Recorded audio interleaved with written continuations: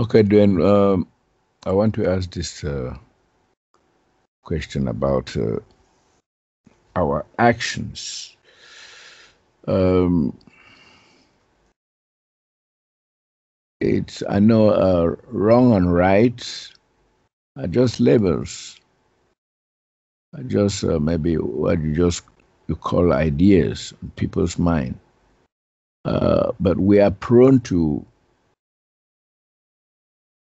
everyone in fact, to carry out certain actions that may be distasteful to others, that may not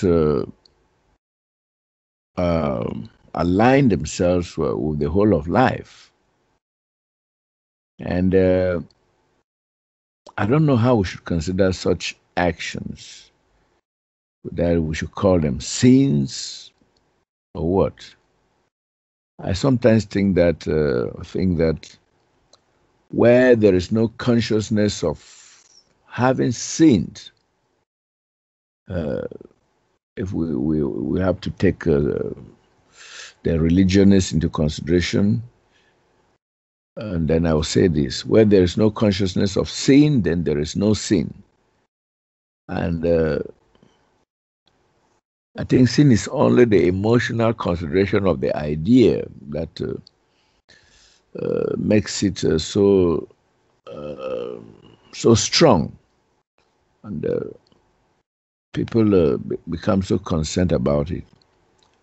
So where do we place our actions, Duane, that may sometimes hurt others?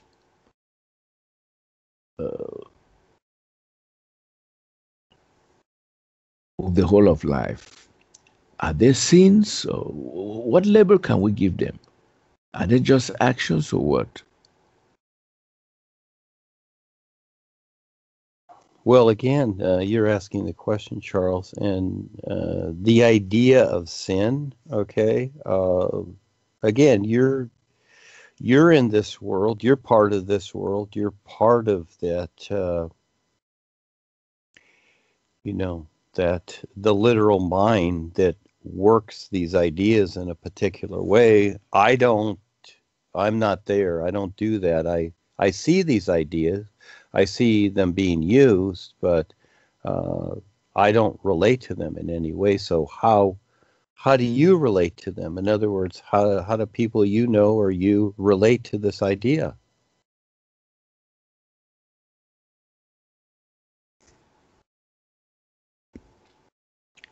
Well, the way I relate to this idea is, well, I will consider actions that are maybe a little perverse, that are not comfortable in the eyes of others, or some wrongdoings that some actions that may hurt others. I think they should just be considered actions, maybe wrong actions. I don't actually know how to call them, you know, because I know we've come from a background that is religious, and our minds have been corrupted by these kinds of words. So, but I don't actually know how to label these kinds of actions that we may um, carry out that hurt people. Yeah, because I don't think we're immune to that. We have a human side of us. Sometimes we have our own foibles, and uh, that get people maybe offended. So my problem is categorizing these kind of actions. I don't know how to place them. Well, instead of just labeling things all the time, that's the sin idea, good, bad, right, or wrong. Those are labels, aren't they? That's really Yes, yeah, they're they just are. labels. Yeah, all of a sudden we stick on a label, just like a product in the store. It's got a label on it. So if you're walking your dog and your dog urinates on someone's lawn, and they come out and catch you, okay, well, that's a no-no. But if a person comes up there and urinates on the lawn, well, that's something else, isn't it? That's disgusting. What's wrong with you, etc. You're a bad person, all these other things, etc. So, yeah, we all go through this social environment. That's part of the social environment, isn't it? Because, the sin idea came from the church, okay? And it's to control others. It's a whole control factor. We see that, etc.